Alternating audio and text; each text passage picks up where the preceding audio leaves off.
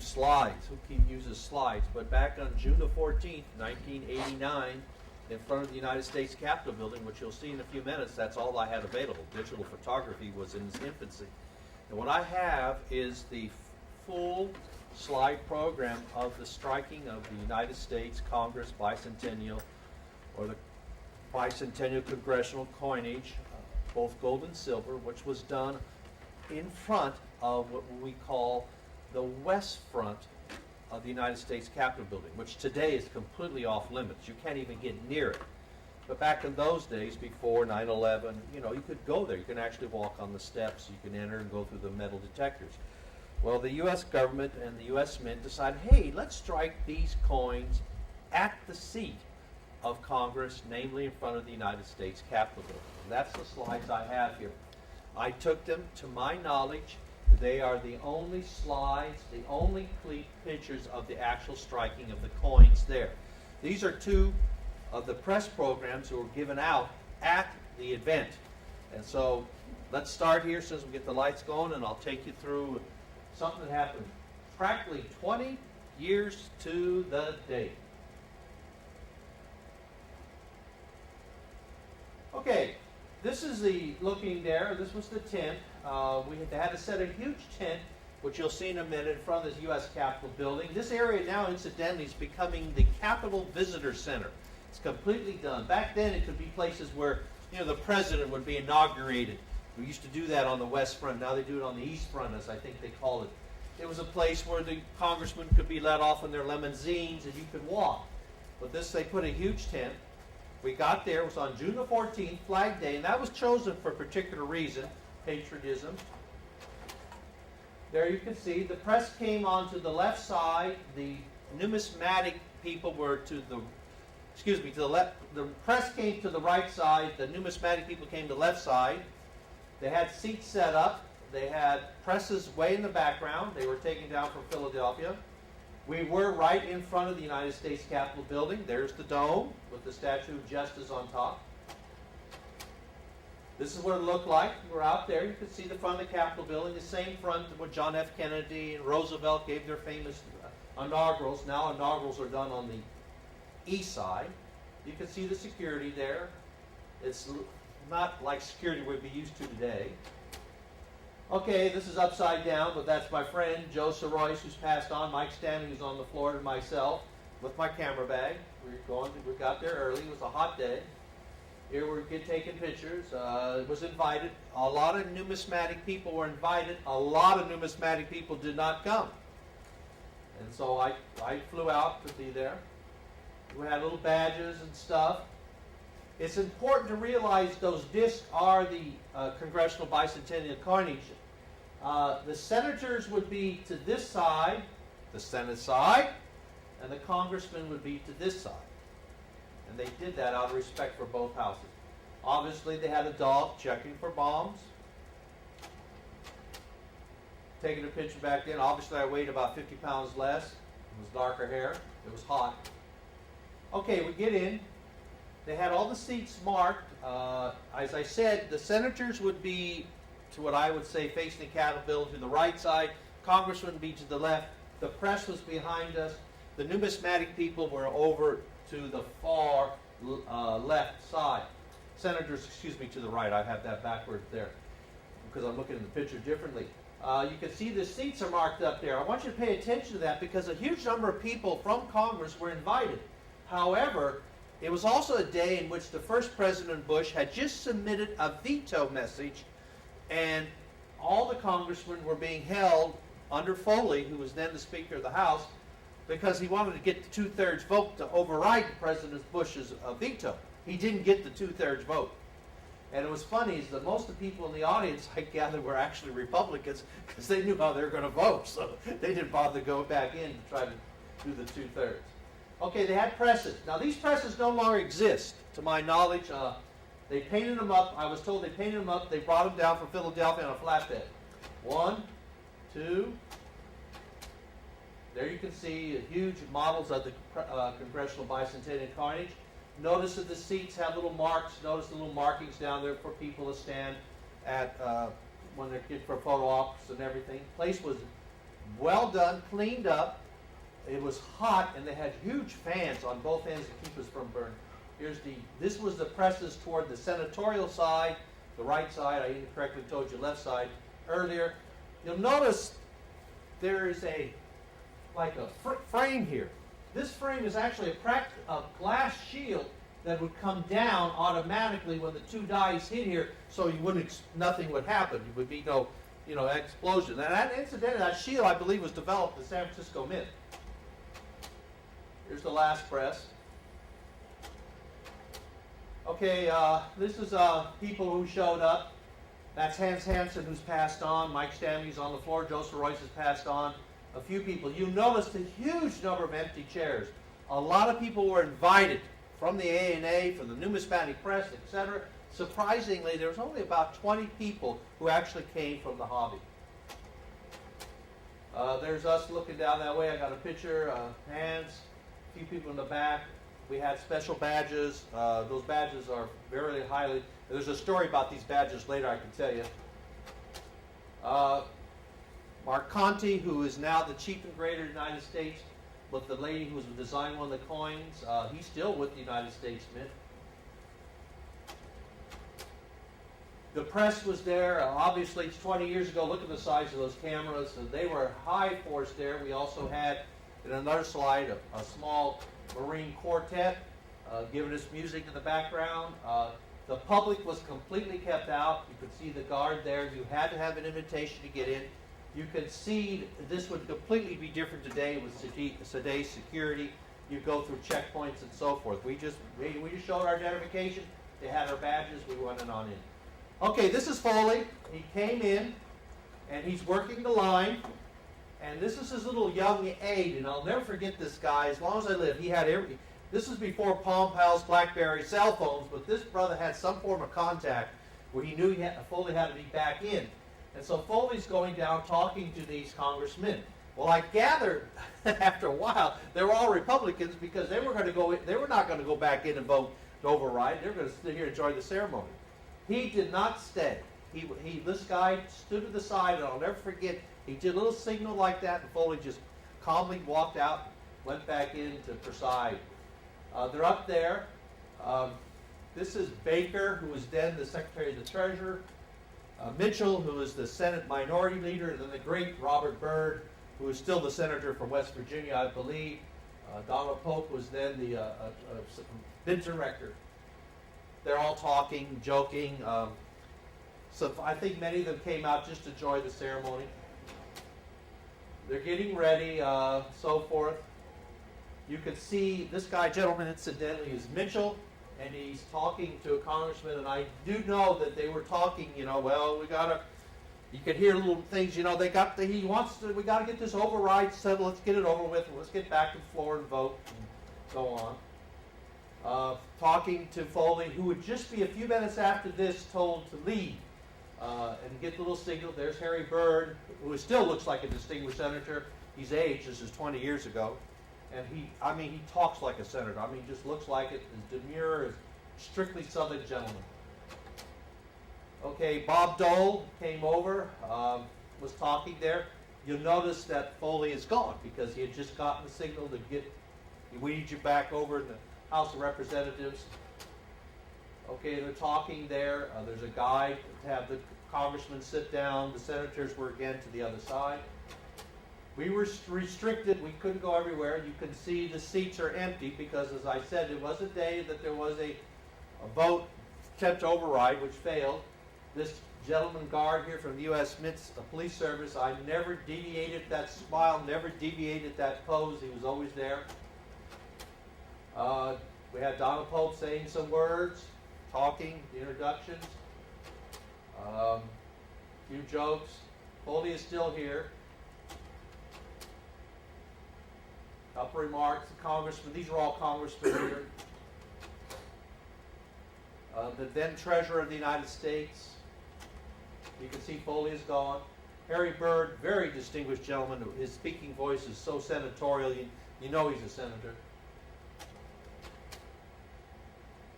This was Mrs. Boggs. At the time, she was the congresswoman from Louisiana, I think New Orleans area. Brady, who was then the Secretary of the Treasury.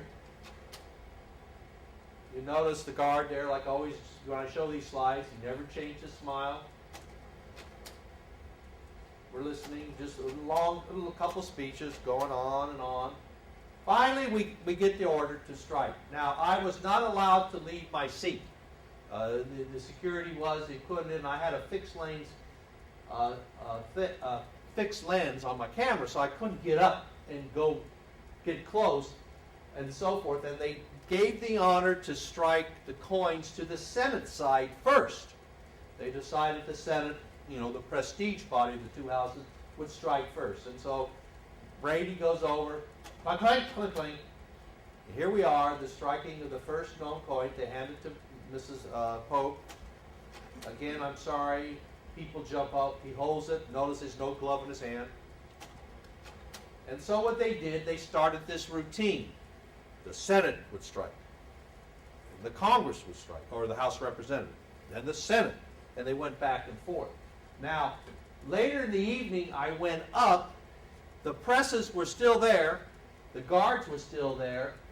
And we were walking around Washington, D.C. Now, remember, this is before 9/11. And I walked up to the Capitol steps, everything. No one cared back in those days. And I was told for 2 days or 3 days or some name, congressmen and senators were allowed to come out later. Hey, can I strike something? Yeah, go ahead. Now, what happened to them, I don't know. But they would go out and strike a coin. Okay, there he is. Again, you can see the glove hand, and he's holding it with his non-hand. The guard with that impassioned look that, never moved. He went over. They did each press. 1, 2, 3, 4. And they would strike. And there he is. He's holding up the dollar. A lot of applauding and everything. People taking pictures. Now we go to Senator Byrd, and we're allowed to do the gold. Go over there. And they would go back and forth. So that's why the audience is looking this way. And then somebody would go to that side. And Donald Pope would be literally the ringmaster. Senator so-and-so, Congressman so-and-so. David Lang, who's on the floor, was visiting there with Steve Taylor, the deceased president, former president of the ANA. Mrs. Boggs comes over. Again, that famous impassioned guard who never deviated. One of the pressmen from the U.S. Mint in Philadelphia was counting the planches, and he was smiling because I said, "Why are you counting them?" He says, "Well, I got to trust them, checking them out." They had them all counted. Mrs. Boggs. You notice we had a Boy Scout there, and the Scouts were very prominent there because they came in a group and they led the pledge. It was, as I said, it was Flag Day. Okay, now Senator Byrd is holding up, I presume that might be $1 or gold. I don't remember which house got the privilege of gold or silver, but because they basically went back and forth. Mrs. Boggs sitting down. I was just taking pictures at this point. And they go ahead, they come up there, they put Secretary Bradley, Senator Byrd, who would be the senior senator of the Senate, and then Mrs. Boggs, who I believe was responsible for the legislature. And they hold the coins. Those are the actual first three. You can see Bob Dole back there in the corner. We take pictures. Regretfully, I did not have a telephone lens on this camera. And I will tell you, I mean, it was hot in there because it was one of those hot days you get in Washington, D.C. I mean, those fans at the end were just blowing big time. Now we begin to have now it's your turn to strike. So we would go back and forth. Someone would strike, hold up. Another senator would come up, strike. This is Mitchell, who for many years was the Republican minority whip and leader in the House of Representatives, highly respected. Got a picture of him. They gave him each their own pair of gloves. Then Bob Dole, and this is sort of a sentimental picture to me because I've met Bob Dole and everything. And as you know, he's a war veteran. He had to hold the coin with his other hand, and he can't lift his arm too good, so he had a little trouble getting it up. Mitchell goes over, because you'd have to go, they would go 1, 2, 1, 2, Senator so-and-so, Congressman so-and-so. So I move my camera this way, and I take a picture, I take my camera, move it that way, go back and forth. You're clean, clean, clean. Repeatedly, nobody would ever hold a hand right. Take your glove off, don't keep repeating. Another congressman, that's Steve Taylor, who's passed on now, who's president of the A&A. Now this guy's holding it. A couple of press people jump up, take pictures.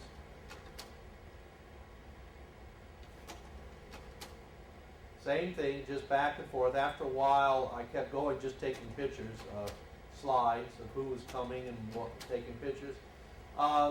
Many people who remember a generation of the 70s and 80s, this is the great Frank Unzio, who's I believe passed on, who was known as the coin collector's friend. He came up and he was given the honor of striking a coin.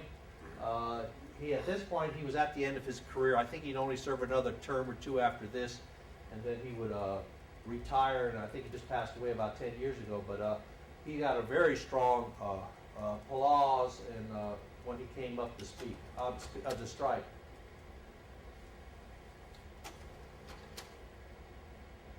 And this, he's holding the coin, dollar.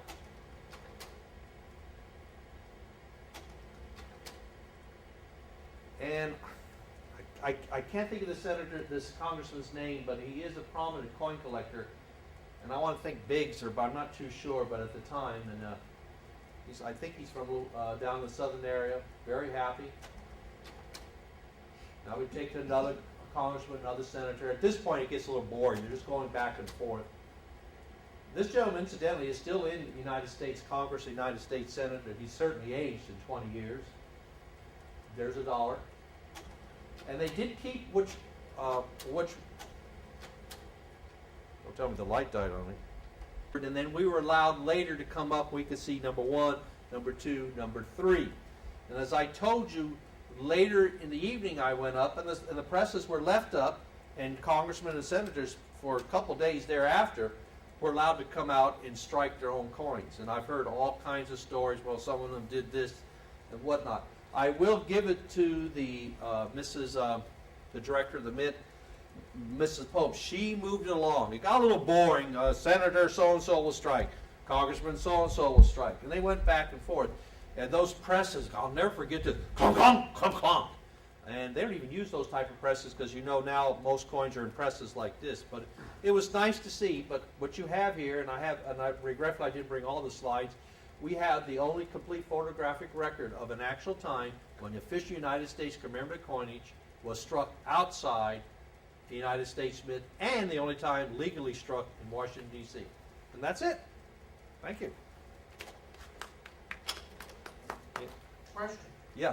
Do you think the lack of attendance from the numismatic community was because they had started to issue so many coins and it wasn't?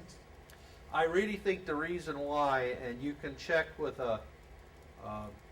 David Lang and get his opinion, because he was there obviously, he came as president of Cal State, was they never effectively put out the invitations. I got a call from Ed Fullwather, who was the senior dice setter at the San Francisco Mint, saying, "What are you doing on so-and-so's day?" I said, "Well, I'm still teaching school, you know. I had a job." "Well, you know, there's a chance you may be in Washington, D.C. at the White House." I said, "The White House? Oh, man, me with my shorts. Oh, man, this is good." Well, the upshot of it is that was a hit-and-miss process of who was being invited. The invitations generally were handled, surprisingly, not out of the Bureau of a Mint in Washington, D.C. They were being handled out of San Francisco Mint. And they just said, show up. Also, there was nothing. You had to show up yourself. There's no, obviously you weren't being paid to go there. And a lot of the invitations came at the last minute. I mean, Mike Stanley tells the joke that, "Where's my invitation?" "Well, it's in the mail, it's in the mail, it's in the mail." "Well, I'm going to call the White House and find out where's my invitation." It was very poor in the sense of word, getting the message out to the press, and, to the numismatic press, and getting it out to the numisticists to be there. And so it was surprising. There's only a thing. In fact, one of the most respected people in commemorative coinages was the late Helen Carmody. Don and Helen Carmody came up, and they called me and says, "Did you get the invitation?" "Yeah." "Well, you better be there. We'll see you and all this." But There was only actually from the hobby about 20 people, and to my knowledge, I don't want to be rude to Beth or to Clifford or anybody, there was nobody from the numismatic press. That's it. Thank you.